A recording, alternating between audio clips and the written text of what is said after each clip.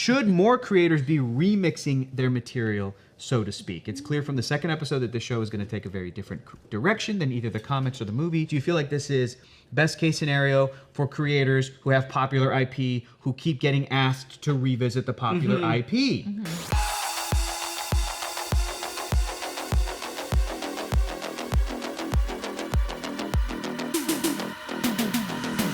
Welcome back to the Break Room. I'm Hector Navarro, and joining me today are Gina Ippolito and Jordan Morris. Yay! Where do I look? Today, anywhere you want, Jordan. Today, we're trying out a new series that we're tentatively calling Test Flight. We're going to be watching the first episode, or in this case, the first 2 episodes of a television series, discussing it and deciding whether or not we'll watch the rest of the series. And today, that series is Scott Pilgrim Takes Off, the highly anticipated animated adaptation of the Scott Pilgrim graphic novels with the cast of the live-action movie as the voice cast. And before we get into it, we wanted to shout out Maude Garrett, who came up with the format with producer John and Evan. Thanks, Maude. Yay. Thanks, John. Thanks, Evan.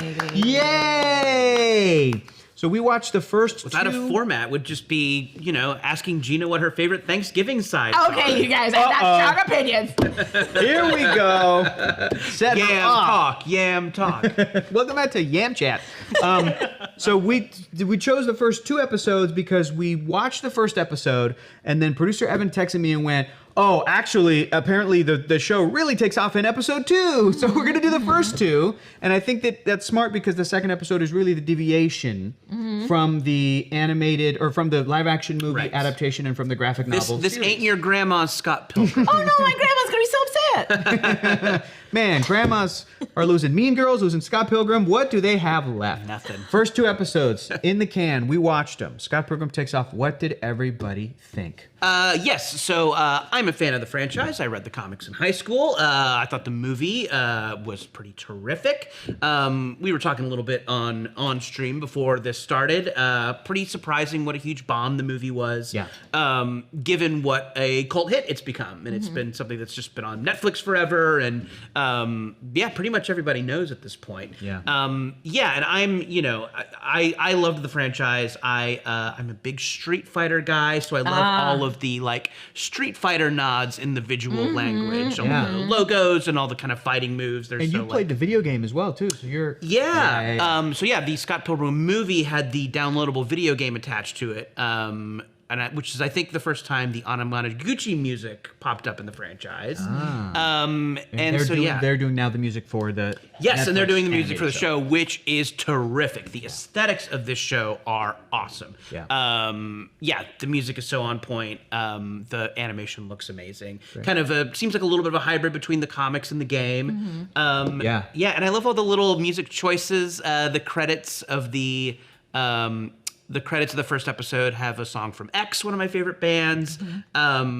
We had in the second episode Envy Adams singing "I Will Remember You." Right. So Metric coming in to do that. Great, awesome. Great original score, some great covers and needle drops. Yeah. So I'm a fan of the source material. How are you feeling about this adaptation so far? Just to as we learned in the second episode, it is a remix, reimagining, retelling of the story. Seems like, for 2 reasons. Just to surprise people, to give us something new, because obviously we have the comics, we have the movie. And also maybe correcting some things about the original that are a little icky. Thank you, Jordan. Thank you. Yeah, so, and I think I'm the best guy to list the icky things of the people here. No, I think you have a male main character who has some icky behavior. Yeah. Non-white people don't get a good shake Scott Pilgrim. That's true. Mr. Patel, he's hanging in there this time around. Yes. Well, again, I'm the guy to talk about this. But so it's a nice idea. Yeah. But as I'm watching this thing, which I am enjoying a lot, again, aesthetics on point. Love that voice cast is back. Yeah. Oh my God. Everybody in that voice cast became super famous, and I love that they came back and did this. A little bit of a nagging feeling of all right, this movie's not that old. Do we need to? What if this creative team got to do an original story? How about another Brian Lee O'Malley comic? There's others. Yeah, there is. Seconds is really cool. Seconds is terrific. I really like Seconds. Yeah. Let's get a Snot Girl show. Where's the Yeah. Snot I Girl mean, if show? this one does well, he'll maybe get another shot. Maybe Netflix will want more. I So, yeah. think those are some great points to bring up. And I know that before we kind of went live on Twitch and a little bit while we were live, Gina, you were like, I don't know if I want to. I'm so excited to dive into Jordan. I appreciate you setting up like your history with the franchise before we talk about the show. I think I have a similar history with you. I didn't read the comic. I did read the comic, or at least I tried. I love telling the story. I tried reading the comic. Then I realized I couldn't read. And I you know learned what? to read. That was the beginning of Hector's journey. Yeah. Learning how to read. Time to read. Very oh happy. no. And then when I did learn to read, I realized, oh no, ants ate my eyes. Favorite Twilight Zone episode. I think I may have heard that the either I knew that Edgar Wright's movie was happening, or even before that, it was just kind of such a little pop in indie comics that I had heard about it, tried it out. Somebody recommended it to me, and I read the first volume or two. And I love telling the story is I could not get into it. I didn't understand it.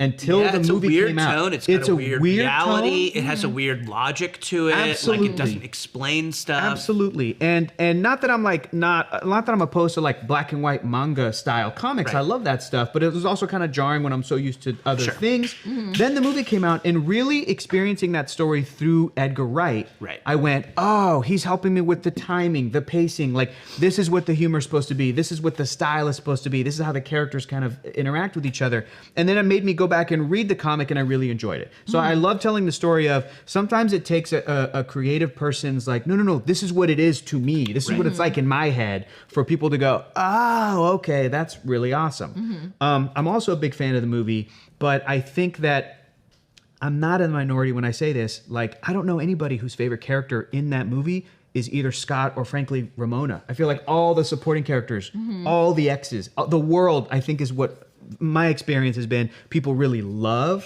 and everybody kind of just tolerates Scott Pilgrim and his sort of ickiness. You know, that you watch that movie and you go, wait, he's a 22-year-old guy and he's kind of leading on this like 17-year-old, and you know, and we were saying the animated Netflix show is very interestingly trying to really hammer in the point they're not really dating. Like Scott's he's not really cheating on her. It's like he is, but you know, they're trying to be like it's not as concrete, I feel like, as it was maybe in the comic and the live action movie. Yeah. You know, maybe to try and redeem a little bit of, because I remember the first time I read the comic or even watched the movie, I was like, the movie understood like the core sort of like relationship you're supposed to kind of experience and feel and maybe root for is Scott and Ramona. And they had to, that story goes through a little bit of hurdles to kind of get us to that point. And at the end of the movie, Knives is the one who matures and goes, Scott, you should go be with Ramona. She's like the girl of your dreams or whatever. And I'm too cool for you, which I appreciate, which is great. But so like you, Jordan, I think I really love the creativity of the movie, the cast of the movie, the world, the music, the score, the everything. It's just that Scott Pilgrim is just not my favorite character. Yeah. Which is fine. So the animation, this adaptation, I'm really appreciating, and I'm really curious to see sort of where it pans out. So Gina. So let me start by saying what I'm going to do a compliment sandwich. But please don't threaten to set me on fire and then piss on me to put it out, because that's a one I've gotten a lot. Creative death threat, though. I appreciate the work, the thought that was put into it. I love Edgar Wright. I love his like movie making style. I love his editing style. I love everything about how he makes movies. Yeah. He historically like isn't great writing female characters, and in most of his movies, that's okay. Like I'm okay with that.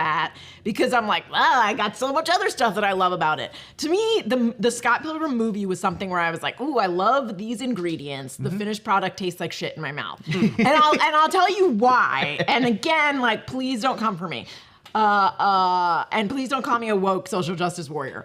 But like it's a bad thing. Yeah. You know, I'll do this. Yeah. You can come for me. Yeah, please. I can take Here's it. the thing. Both of these guys have set a variation on this. So if you only come for me, you're showing your whole ass. Drag my ass. I love it. We all three said the same thing. Yeah, so, I'm just going into a little bit more detail. Yeah. So I remember when I saw this, and I saw it in the theater, and I saw it opening weekend, and I was like, this is a movie for me, a lady nerd that loves like video games and nerd stuff. I have a lot of dude friends. Like, this is a movie for me.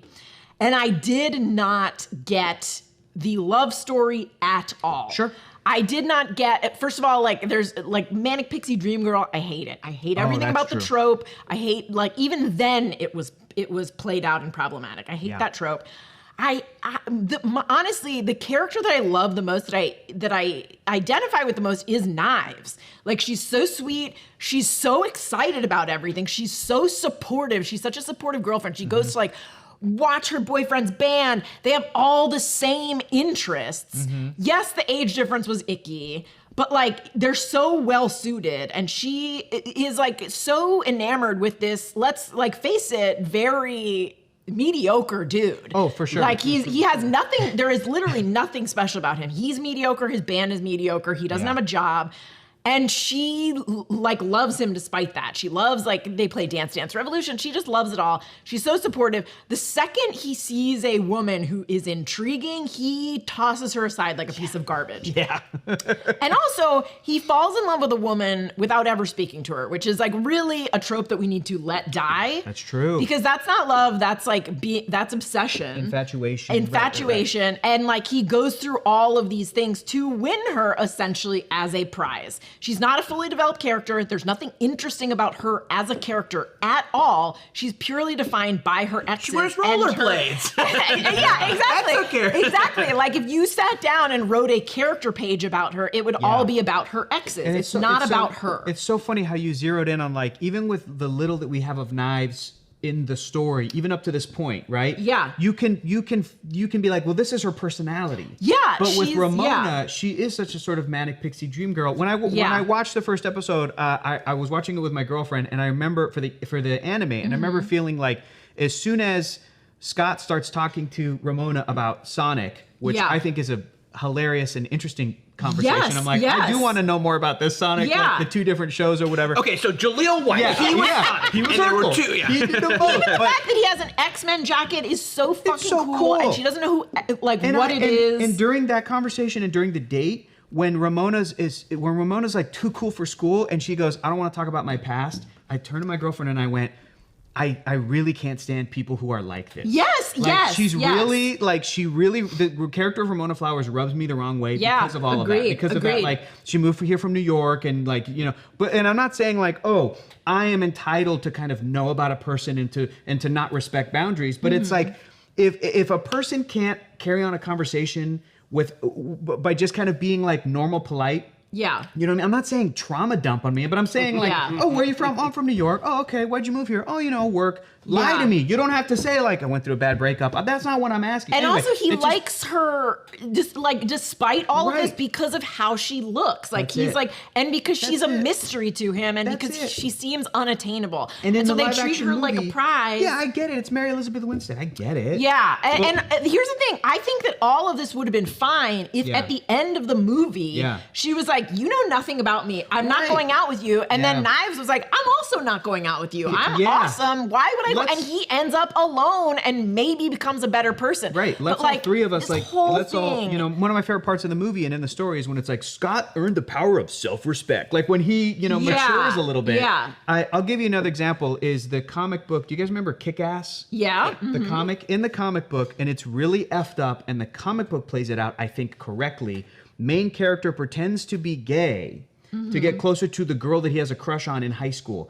So much to the point where she thinks that he's gay. He goes over to her, like, her house, and she, like, changes in front of him. And he sees her in her underwear. Yeah. Which is a horrible, like, betrayal of a person's trust. Yes.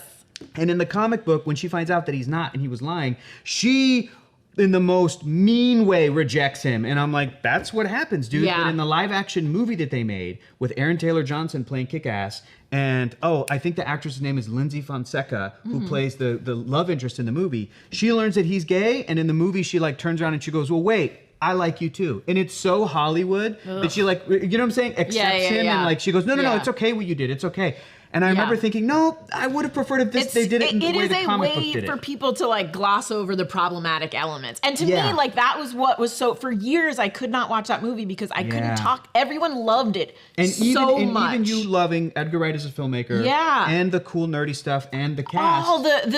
Every other element about it is great. I just want him to get his comeuppance as a problematic dude in the end. Well, we got an animated show for you? That's the thing. That is my hope with this is that is that eventually he will be like, oh, wow, first of all, I don't know anything about you. So the fact that I'm obsessed with you is quite frankly weird. Yeah. The fact that I was like leading on a 17-year-old girl is also weird. Yeah. I just want those women to go their separate ways and be like, all right, now we're going to have a good time. And I want Scott to be there being like, shit, I guess I gotta like grow up and have a real adult relationship with someone that I actually have things in common with. That would be Again, please don't come for me. Yeah. Like- No, I think you're fine. I think you absolutely stated your case. And I mean, knowing all of that with the, like we're sort of saying, Gina, like anytime I did watch the movie, I was always watching it knowing like, Scott sucks. Yeah. And I'm watching this movie and still enjoying kind of everything around him, but like, this is crappy. And The fight scenes are great. They're so listen, good. The actors are so good. I remember being 22 years old, and you and your friends are dumbasses, and you know, thankfully, I wasn't dating a 17-year-old, but I remember being 22 and being dumb, and you know, as older you get, the less patience I have for that era of a young man's life. I think a lot of dudes take my criticism of this movie as a criticism of them, that if they still like the movie, I'm saying to them, you are the problematic one. No. And that is not what I'm saying. It is fine to enjoy this movie. As a woman, as a writer, as a nerd, there are elements of it that I'm like, why is this in there? Just make it a super fun movie where he learns a fucking lesson at the end instead of winning the girl again. So we've seen the first 2 episodes, and I want to mention one fun deviation from the source material in episode 1, but the main one at the end of it is dude dies. Love it. Killed with a capital T. He gets one-shotted, I think. He throws up his hand to sort of block, and as he does in the comics and as he does in the movie, that great sort of iconic block. And then they sort of fight for a little bit, and then one shot. I mean, question for you guys: did you guys have any of this spoiled for you before watching this first episode? I kind of did, because I think I'm on the internet too much. And I did hear people making comparisons to He-Man, Masters of the Universe Revelation. Oh, yeah, sure. I did hear people go, oh, this show's not even about Scott Pilgrim, and that honestly made me more intrigued. I'm like, So I didn't know when it was going to happen, how it was going to happen, but I thought I knew maybe it was going to happen. I did. I went in totally knowing nothing. Like I've seen some friends post about it, and some friends whose opinions that I trust saying, "Oh my god, I really love it." They were very careful not to spoil anything. So I didn't know. Good friends. Yeah. What about you, Jordan? Did you know? Yeah, I knew that something was going to be different. I knew that they were, changing the story, that some different things were going to happen. So I was kind of interested. I think my main feeling when I heard this announced, I'm like, okay, all right. Scott Pilgrim again, sure. I think that's why I was excited to give it a chance, because I heard about the changes, and I think the changes are cool. Maybe a criticism I would have is like, do the changes make sense if you don't know the original? Like, can you just watch this? I'm fascinated by that's that. interesting. Maybe this is only interesting as a commentary on the original. I don't know. Maybe you can. I think like the story holds up. Again, the animation in this is great. The music is great. Cool. That's true. I think it's just a good, interesting story, and they set it up that like, Scott's our hero, so the fact that they kill him, that's always going to be intriguing. That's true. So I think it's still intriguing, even if you know. It's been a while since I watched the original, and I still was like, this is I'm rocking out to this. This is great. Oh, for sure. That's a great question too, Jordan, because it's like my brain's never going to be able to know what it's like for my brain to watch the animated show first, because I already seen the movie. I can't erase my memory and then experience the Scott Pilgrim franchise with this first. I wish I could. Because I think this story is a good story. I mean, I think I first read it in high school, and I think that's a good time to like experience this, right? Because it's about like how shitty your 20s are going. Right. It's kind of like getting prepared for the shitheads you meet in your 20s. Absolutely. And I think that's a great thing about it. So the question is like high schoolers today. Yeah, I wonder if you watched this without knowing the source material, if you would get the same thing, or if the point of this is it a companion piece, right? Was that the intention of it? I mean I can't help but experience it as a companion piece. I can't help but be excited that Brie Larson and Brandon Routh, because I know the movie, because I'm familiar with it, I'm a fan of the movie, and I've even read the comic book, so it does feel like it's like it all is working to support itself, which also in and of itself is also kind of a bummer to be like, this is almost like a what if.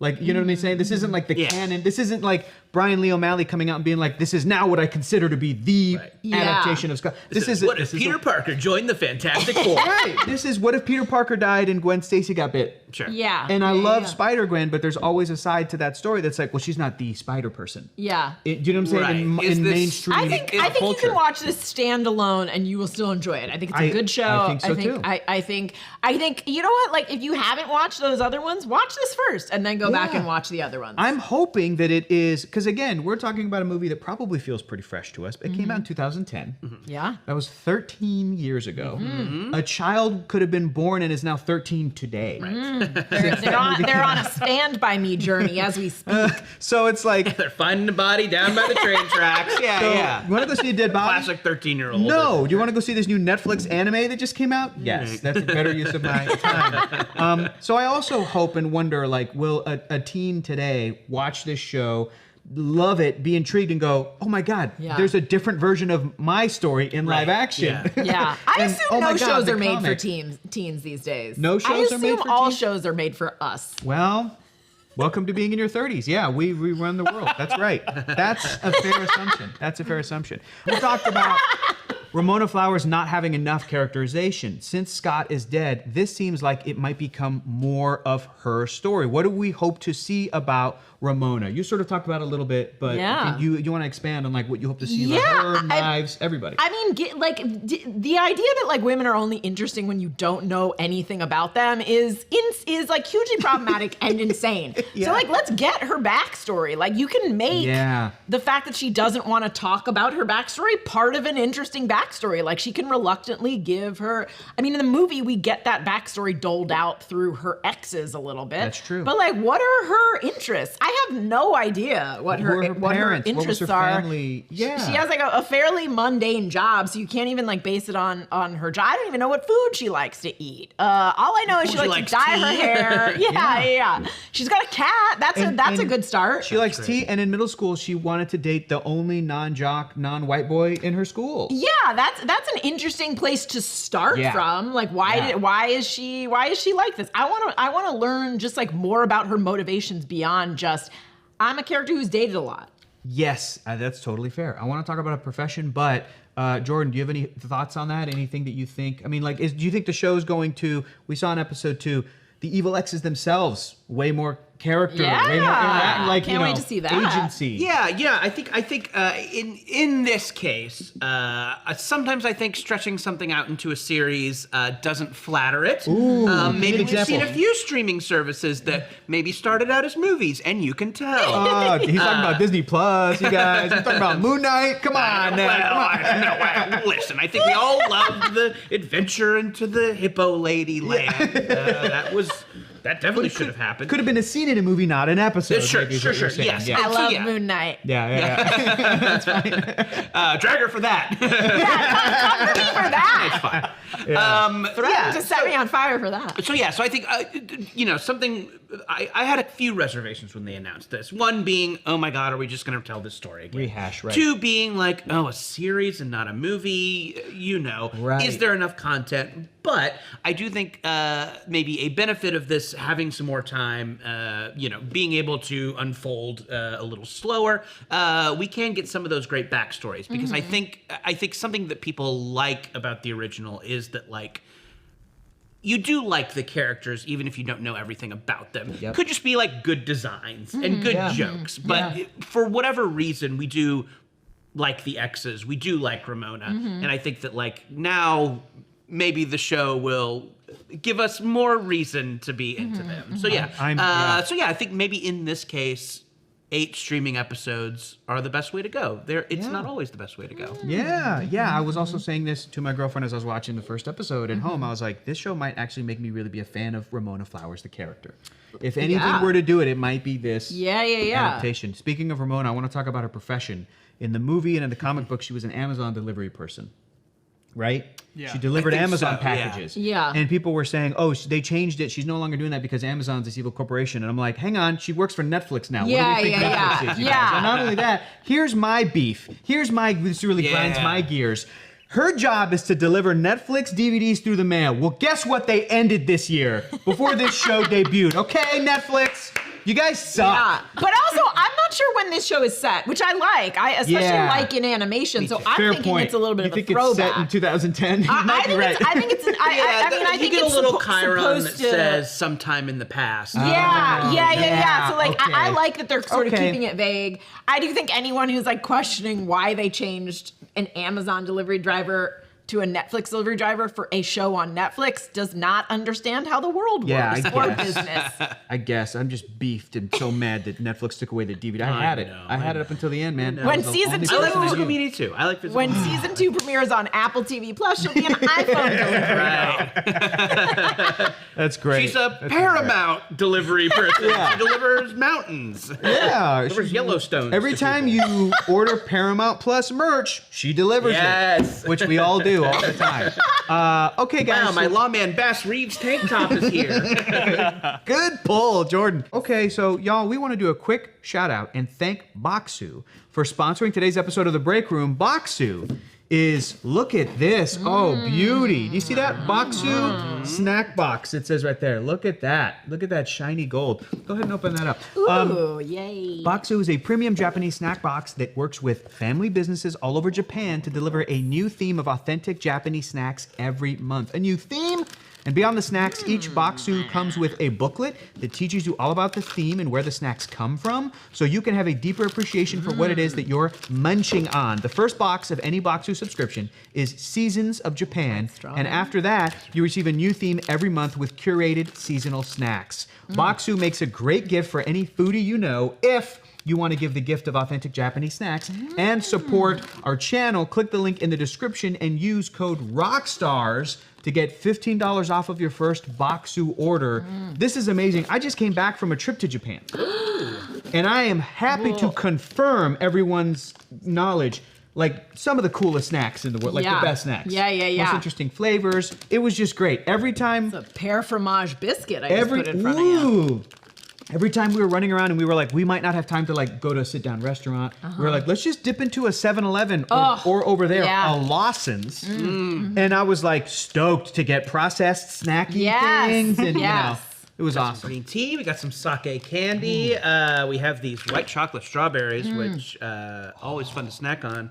Around the Rockstar office, new Rockstars office. Can I? Did anybody want this? No. Pear fromage Yeah, I want to biscuit? eat. I won't eat it on the air, but I do want to eat it after.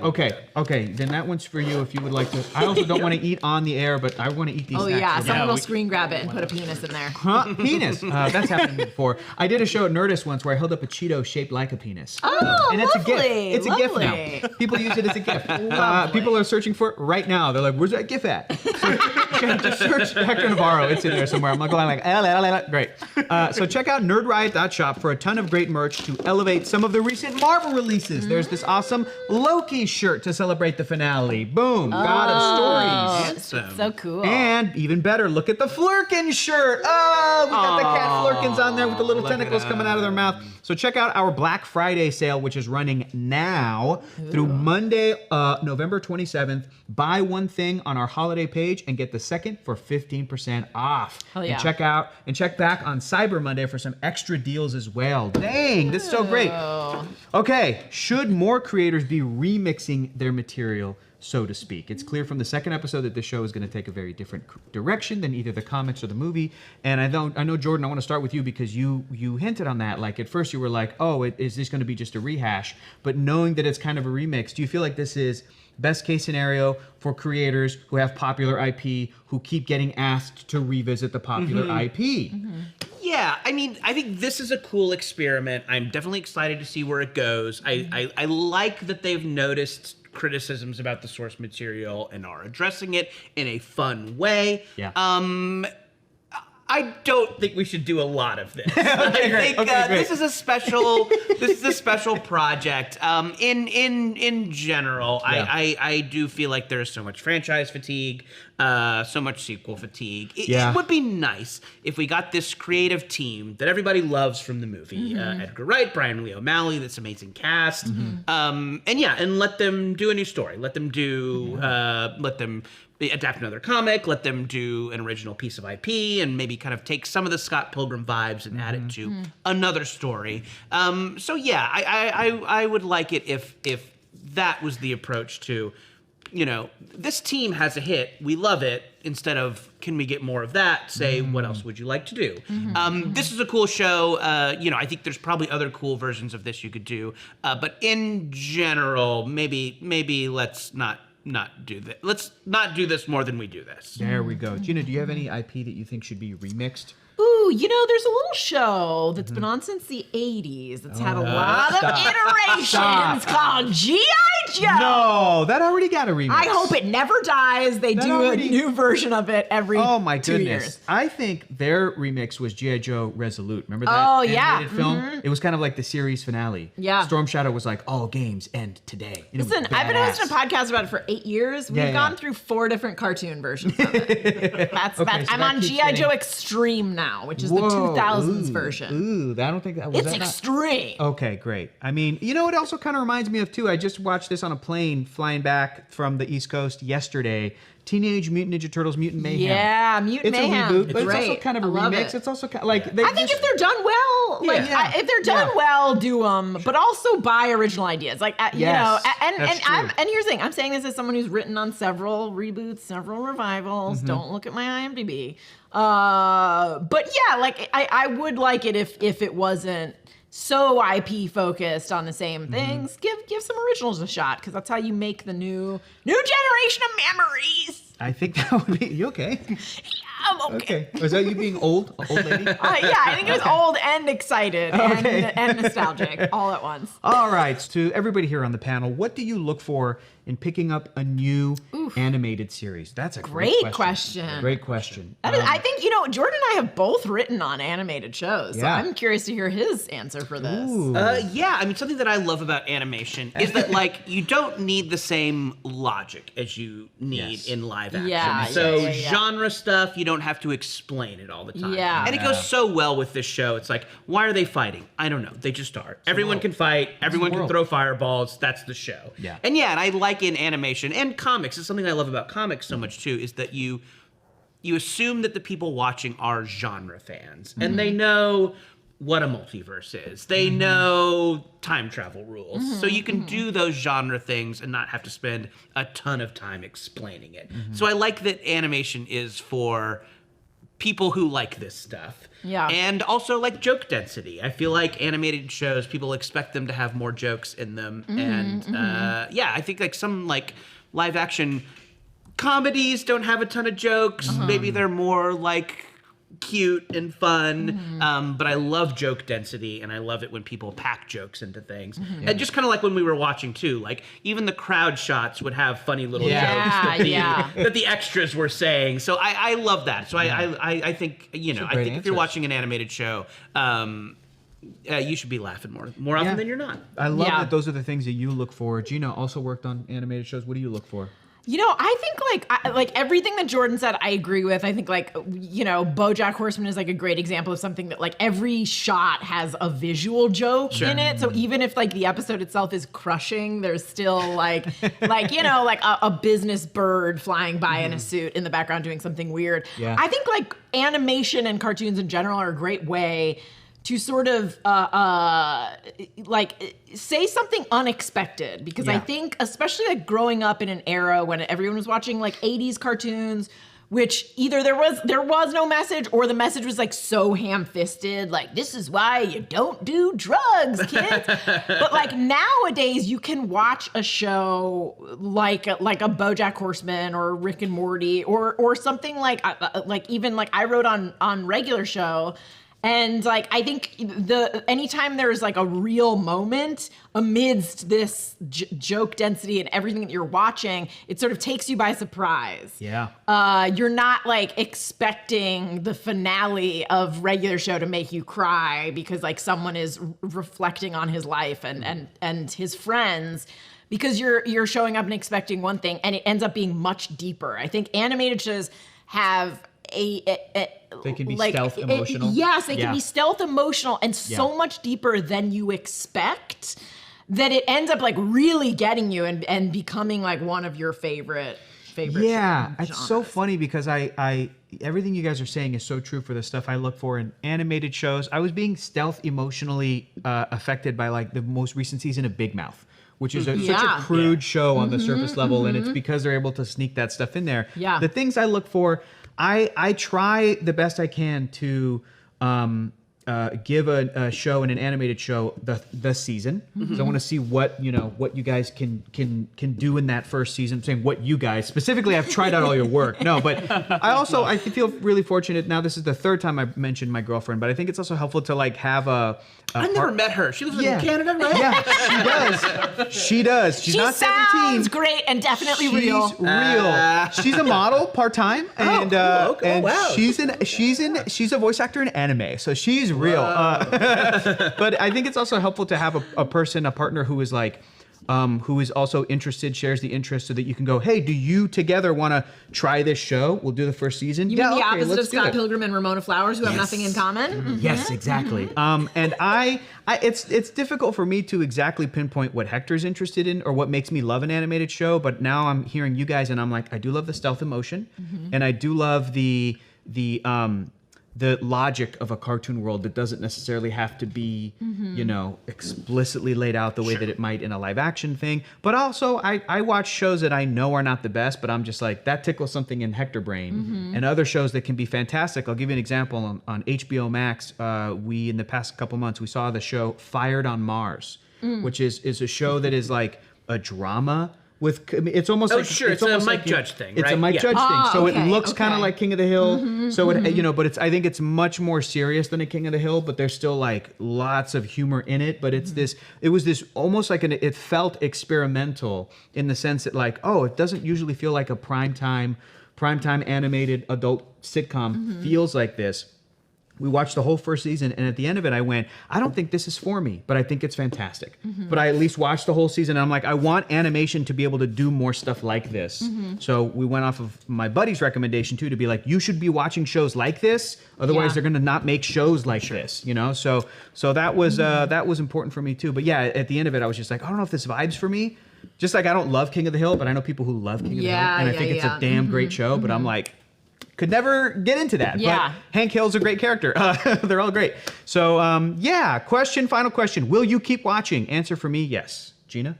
Yes. Jordan? Yeah, I'm in. I think I'm in. Okay, fantastic. I think that's it for us today. Make sure to subscribe to the Breakroom channel here on YouTube and give us a follow on Twitch, where we go live every weekday, Monday through Friday at 3 p.m. for more videos like this. And again, if you want us to keep covering the show, let us know in the comments.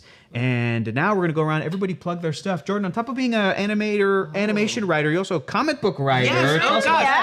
I have a fitting plug for this episode. Yeah. I have a graphic novel coming out that I did with a great artist named Bowen McGurdy, whose style is very manga, very Brian Lee O'Malley. Yes. Cool. And our book coming out next year is called Youth Group. It is a YA horror comedy about a bunch of goofy teen exorcists. There's a lot of Shaun of the Dead vibes. A lot of Buffy vibes.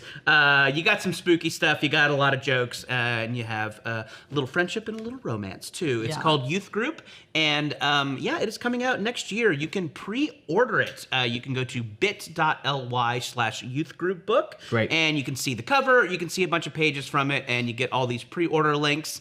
And make sure you get it when it comes out. Coming out in 2024. That's awesome. Youth Group. It's gonna be a big year. Gina, on top of doing breakdowns for Invincible, where you are including as many G.I. Joe references as you can, where else can people find your work and support what you're doing? I'm on all socials, literally everyone that's ever been invented, even MySpace still somewhere, as Gina Ippi. And I also host a G.I. Joe podcast called Knowing is Half the Podcast.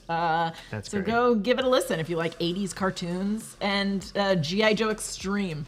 G.I. Joe Extreme is where you guys are. Man, I'm excited for when you get to G.I. Joe Retaliation. That's gonna be fun. We're Have working you guys gotten to that yet? No. I think I might be able to. G.I. Joe Retaliation came out in 3D. Oh. And I have a 3D TV.